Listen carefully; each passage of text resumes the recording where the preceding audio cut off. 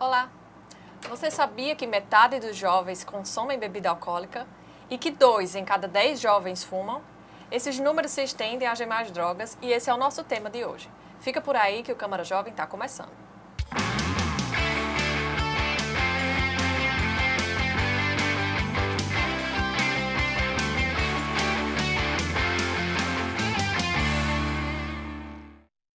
O comportamento de risco dos jovens, analisado pelo segundo Levantamento Nacional de Álcool e Drogas, divulgado em 2014, também aponta para o início do consumo dessas substâncias a partir dos 12 anos de idade. Para conversar com a gente sobre esses dados e discutir maneiras de prevenção e tratamento dessas dependências, estão aqui o psicólogo Deusimar Guedes e o coordenador do Grupo de Ajuda Mútua de Dependentes Químicos da Fundação Cidade Viva, Moisés Lima. Sejam bem-vindos ao Câmara Jovem. Obrigado.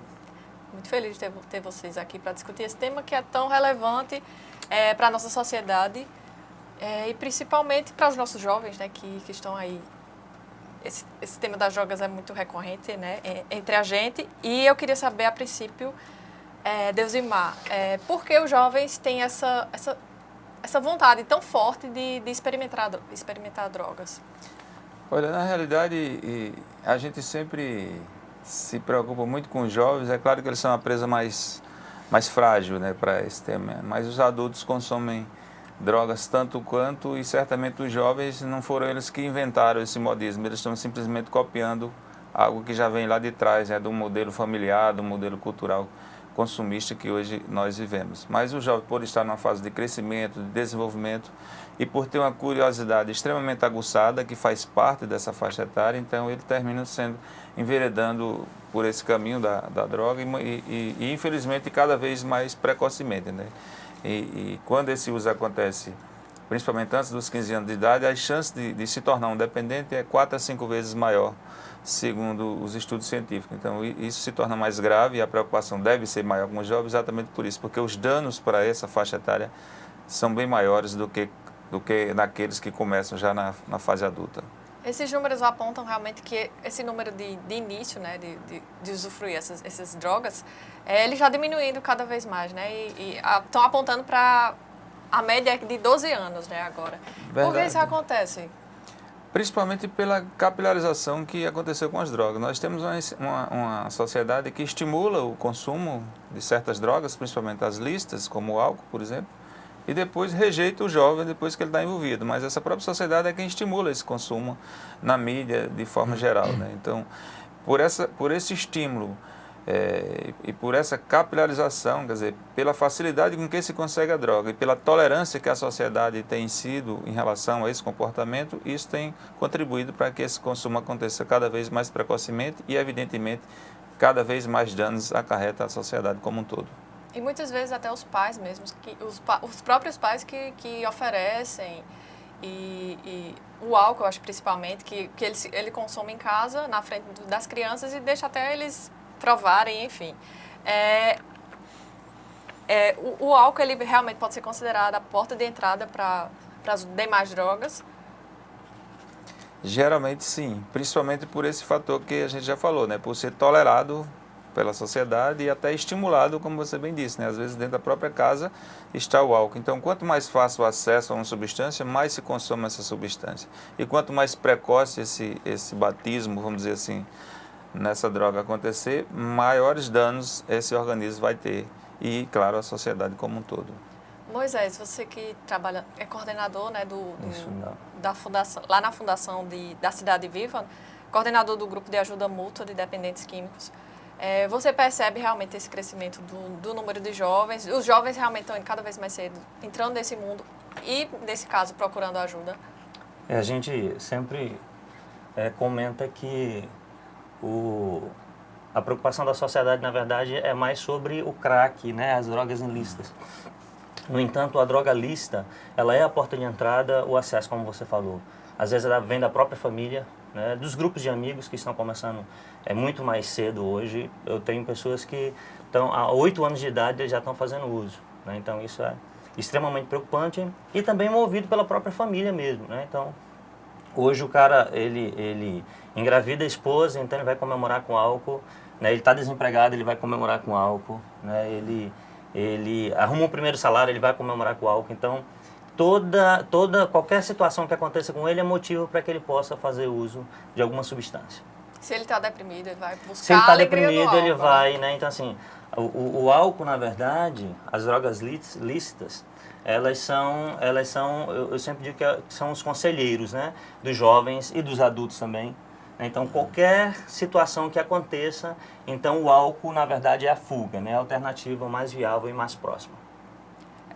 Existem casos de pessoas adultas, já mais adultas, mais maduras, que tenham se viciado depois de velhas mesmo, ou é mais frequente esse vício se iniciar quando a pessoa é jovem ou adolescente? Bem, eu já recebi casos onde a pessoa veio fazer uso de drogas ilícitas aos 40 anos de idade, né? No entanto, a droga lícita, né, o álcool e o cigarro, ele iniciou aos 14 anos. Né? Então, dificilmente a pessoa faz uso de drogas ilícitas, digamos que primeiro do que a droga lícita, né? Então, assim, dificilmente. É muito mais assertivo a pessoa fazer o uso da droga lícita bem jovem do que depois de uma certa idade.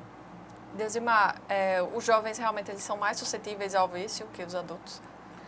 São mais suscetíveis exatamente por estarem ainda com um organismo imaturo, incompleto, né? A psique, o lado psicológico do ser humano, ele só amadurece lá em torno dos 20, 21 anos de idade, né? Nem aos 18. 18 é uma convenção que se estabeleceu para a maioridade, mas a parte psicológica ela só vai amadurecer em torno dos 20 e 21 anos. Então, esse uso anterior a essa idade é sempre um risco bem maior, é sempre um dano bem maior, porque muitos aspectos desse desenvolvimento nem se completam, provavelmente, em muitos casos, exatamente por essas substâncias atrapalharem tudo isso, e uns até mesmo se completam de forma deficiente, né? Então, e certas drogas que se popularizaram, como o crack, por exemplo, que Moisés bem citou aqui, que tem um poder viciante muito rápido, então muitas vezes eles se tornam dependentes ainda bem prematuros. E outras drogas que são tão danosas quanto, mas que têm um poder viciante mais demorado, o exemplo do álcool, por exemplo, as pessoas iniciam muito cedo com o álcool,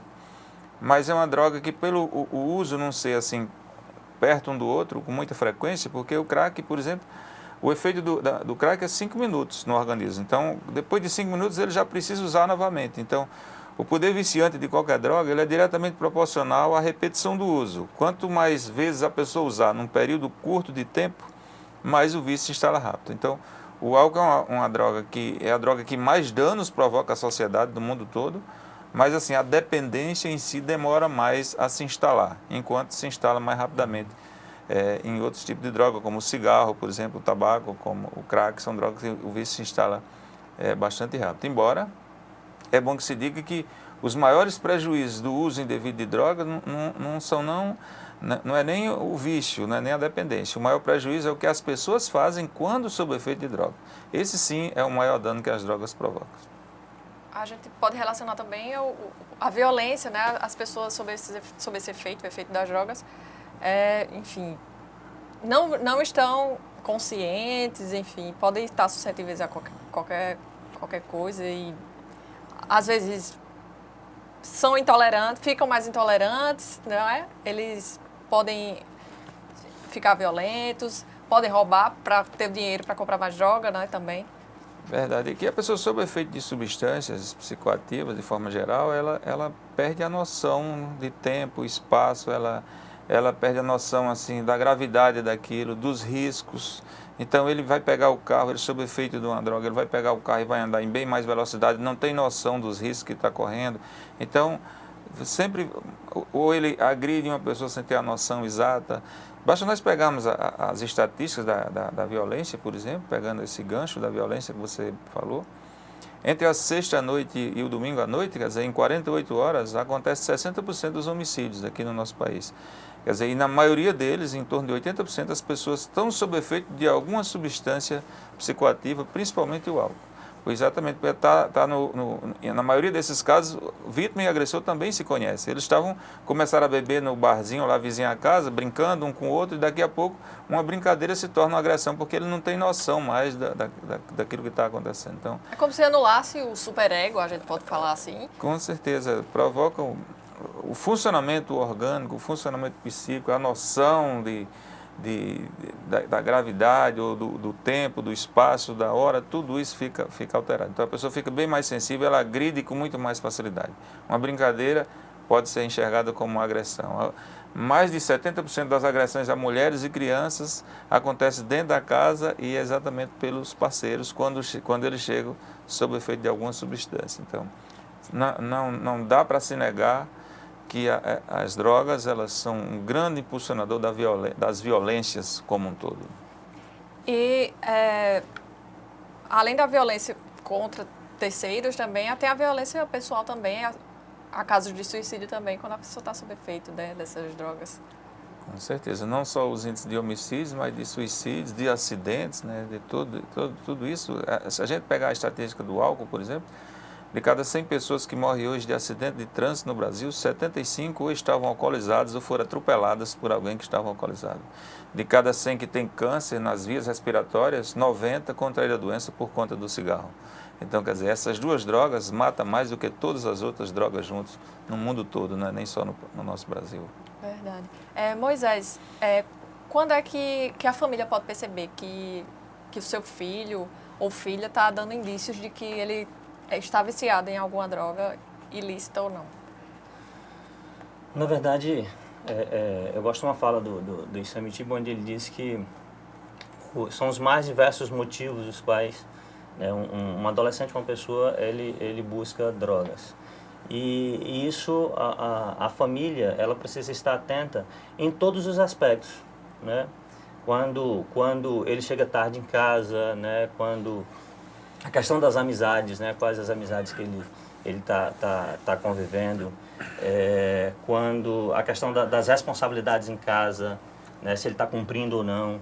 Então são os diversos fatores que, na verdade, a família tem que estar atenta e aí ela começar a procurar ajuda, né? Embora essa família, hoje nós vivemos um momento onde a família está tão despreocupada, ou então num momento de um ativismo tão grande, que ela não consegue mais perceber as mudanças que estão ocorrendo dentro de casa com os seus filhos. E isso é extremamente preocupante porque quando ela vai perceber, o estágio já está bem avançado. Então isso complica, mas é bom que a família esteja atenta a tudo isso, né? A questão do horário de chegar em casa, a questão das amizades, a questão das responsabilidades que ele não cumpre mais. Essas amizades a gente pode citar como a questão do emprego, do trabalho, alguns que já estão trabalhando, ou então a questão da escola, né? E o próprio comportamento em si dentro de casa, né? Como ele interage com os irmãos, interage com a família, com o pai, com a mãe. Então é interessante que a família esteja atenta a tudo isso, porque qualquer sinal desse é bom que ela possa estar, digamos que, avante, né? Percebendo e caminhando. Deusimar, existem outros traços psicológicos que podem dar dicas a esses pais de que os jovens estão? Eu acho que... Mudança de humor, talvez? Moisés foi muito feliz. Ele falou exatamente... A mudança de comportamento, em geral, ela acontece. Se a família... Mesmo que a família não tenha assim, um diálogo muito aberto no dia a dia, que esse é o ideal que aconteça, mas mesmo que não aconteça, mas se pelo menos ela prestar atenção às atitudes, ela vai ver que há uma mudança de comportamento brusca.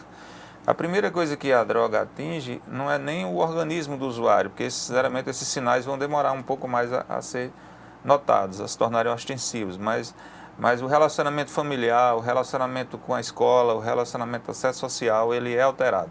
Ele muda o grupo de amigos, ele começa a trocar o dia pela noite, ele se torna mais agressivo, ele abandona a escola, começa a tirar notas baixas, enfim, ele às vezes começa até a assumir pequenas coisas de casa. Então, enfim, o comportamento muda. Se os pais realmente prestarem atenção, eu gosto até de, às vezes quando eu estou conversando com os pais à noite, a gente faz uma perguntinha, digo, não é para vocês responderem, é para ficar para vocês. Quem agora, assim, 9h30, 10 horas da noite, quem agora sabe dizer onde seu filho adolescente está? Com quem está e o que é que ele está fazendo? E até mesmo o nome dos 3 melhores amigos do seu filho. Porque se os pais sabem onde o adolescente está, 9, 10 horas da noite, com quem está e fazendo o quê, e até dizer o nome dos 3 melhores amigos dele e, se possível, o nome dos pais desses amigos, certamente é uma família que cuida. Mas na maioria a gente sabe que essa correria hoje do consumismo selvagem que a gente vive, porque eu costumo dizer que o modelo cultural que nós vivemos hoje, consumista, que a gente consome não porque precisa, a gente compra porque é estimulado pela mídia, não porque precisa. Então isso é bem pior do que o próprio efeito deletério da droga, esse consumismo. Então, nesse consumismo desenfreado, está todo mundo consumindo tudo, inclusive drogas. Né? É verdade. A gente tem que fazer um intervalo rápido e já já a gente continua essa conversa. Até já.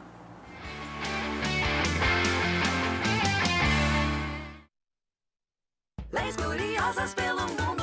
Você sabia que numa cidade do Canadá é proibido capturar peixe com as mãos? Tem também uma cidade na Inglaterra que não permite beijos nas estações de trem. Ah, e em Haifa, lá em Israel, você não pode levar de jeito nenhum um urso para a praia.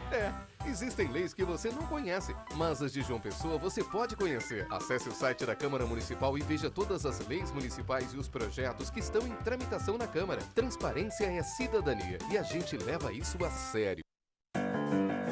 Você fica constrangido quando encontra uma pessoa com deficiência? Então, está na hora de mudar. Deficiência não é doença e essas dicas são para você. Pessoas com deficiência intelectual levam mais tempo para aprender. Mas isso não significa que sejam incapazes. Elas podem e devem estudar e trabalhar. Existem mais de 200 tipos de deficiência intelectual. A síndrome de Down é uma das mais conhecidas. Não seja superprotetor. Se a pessoa com deficiência for uma criança, trate-a como criança. Se for adulto, trate como adulto. Ao pedir alguma coisa, se ela não conseguir fazer, mostre um modelo e certifique-se de que foi compreendido. E o mais importante, respeite o ritmo dela. Cidadania é saber conviver com as diferenças.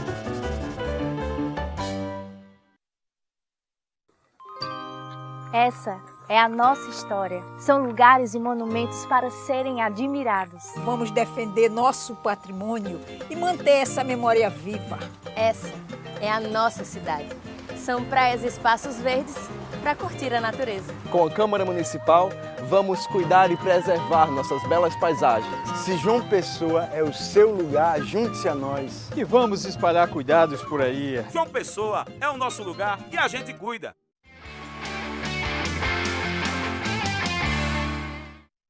Estamos de volta com Câmara Jovem, que recebe hoje o psicólogo Desimar Guedes e o coordenador do Grupo de Ajuda Mútua de Dependentes Químicos da Fundação Cidade Viva, Moisés Lima, para falar do envolvimento dos jovens com as drogas.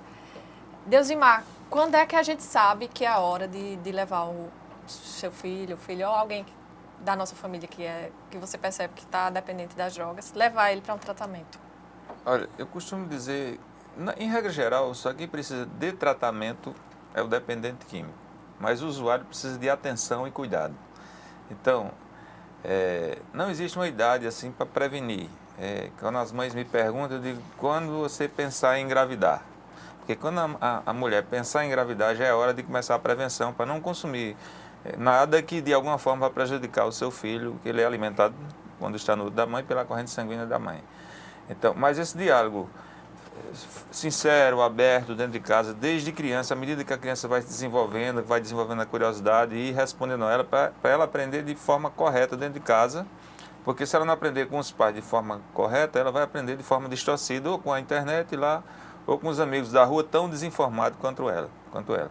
Agora, se os primeiros sinais, os primeiros sintomas já apareceram, e os pais sabem, já tomaram conhecimento que está usando, e eles sozinhos, porque pai e mãe ainda são os melhores psicólogos. Então, mas se pai e mãe sozinho, com a ajuda do pastor, do padre, do tio, das pessoas que a criança gosta, o adolescente gosta, que essas pessoas todas têm um poder de persuasão sobre os jovens. Se elas todas não estiverem conseguindo, aí sim deve procurar a ajuda de um profissional especializado, psicólogo, médico, o que for. Mas normalmente os pais, junto com a escola, junto com a igreja, eles conseguem, em 80% dos casos eles conseguem. Só o que isso aí, estiver extrapolando isso aí precisa de ajuda. E eu costumo dizer a minha experiência tem mostrado o seguinte: o dependente químico mesmo, porque a dependência química é como se fosse um câncer. Se nós cuidarmos do início, as chances de cura são 100%. Agora, como o Moisés bem falou, na maioria das vezes a família só descobre quando já está bem avançado o problema, aí é como se já tivesse metástase. Então, fica bem mais difícil a cura. Não é impossível, mas é bem mais difícil. Então, o ideal é que se haja cedo, porque o dependente químico ele tem 3 vazios bem nítidos dentro dele. Um vazio físico, pelo uso quanto mais da droga, ele fica com a deficiência orgânica, até de nutrientes, uma série de coisas, e precisa ser alimentado corretamente para preencher esse vazio físico. Um psicológico, porque ele também está com ansiedade, ele às vezes está com depressão, está com uma série de doenças também provocadas por esse uso abusivo da substância. E um vazio espiritual. Se nós cuidarmos de 2 desses vazios e deixarmos o terceiro sem cuidar, normalmente ele vai recair com facilidade. Então, eu sou dessa corrente que acho que a gente só consegue realmente dar uma resposta eficaz à dependência química se nós preenchermos esses 3 vazios nítidos, claros, transparentes que todo dependente químico tem. Moisés, a Fundação da Cidade Viva oferece essa ajuda, esse tratamento, além para os dependentes químicos também e também para os usuários, né, como ele estava falando. Me explica como é que funciona, como é o trabalho da Fundação. É legal, né? É sempre bom ver o Deusmar nessa perspectiva mesmo do tripé que a gente chama, né? Físico, emocional e espiritual, né? E quando a família ela vem em busca de tratamento, a família também ela já vem disfuncional, né? Ela não consegue mais, digamos que manter a ordem, né, da casa e da própria relação, na verdade, com o usuário. E aí eu lembro de uma frase que eu aprendi quando era bem mais jovem, né? Não pequeno, porque pequeno eu ainda sou. Mas diz que não adianta tratar da estrutura se no alicerce tem falhas, né? E a família, quando ela vem, ela quer tratar da estrutura, né? A estrutura, digamos que seja ele. Então, é ele quem está dando trabalho, né? É ele que não funciona, é ele que é isso, é ele que é aquilo outro. E quando ele chega para a gente, nós começamos a mostrar para a família que o alicerce é a família, né? E a família tem uma série de demandas que elas estão danificadas, e elas precisam alinhar, né? Como, por exemplo, a questão das regras dentro de casa, dos limites dentro de casa, da conversação dentro de casa, né? Das assertividades nas atividades do dia a dia, ou até do próprio discurso mesmo. E nisso nós atendemos aqui fora num programa chamado Corredor da Vida. Corredor da Vida é um grupo para ele e um grupo para a família, né?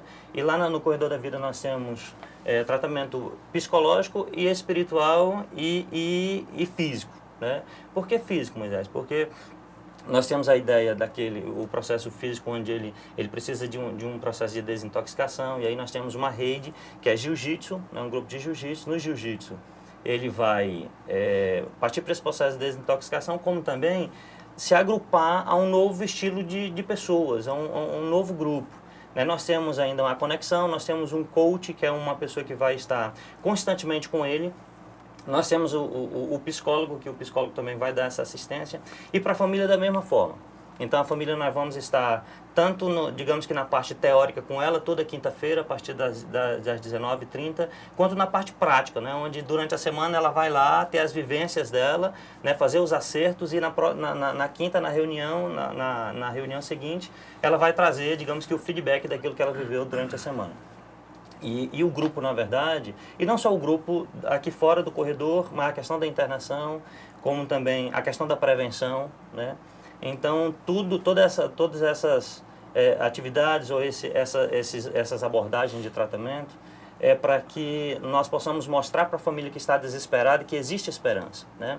Quando nós temos a ideia aqui fora do Corredor da Vida, é porque eles estão vivendo num corredor da morte, né? Então, assim, é a droga, é a morte, é a perseguição, é o roubo. E o Corredor da Vida para dizer assim, olha, existe esperança, existe vida, né? Existe acertos, né? Há possibilidade de acertos. Existe solução, onde a família não vê mais solução. E como para ele também, quando muitas vezes ele quer, né, sair do uso e não consegue. Então, essa mais ou menos o trabalho que nós apresentamos, ou nós estamos ali disponibilizando a todos aqueles que necessitam. E também esse trabalho é gratuito, né? É bom lembrar que toda essa ajuda é gratuita. né, para aqueles que querem, e também para a questão da reinserção social. Nós trabalhamos a reinserção social, que é no mercado de trabalho, reinserção com a família novamente, já que muitos deles a família abandona, né, o pai não quer saber, a mãe não quer saber, né, os amigos, né, não querem saber.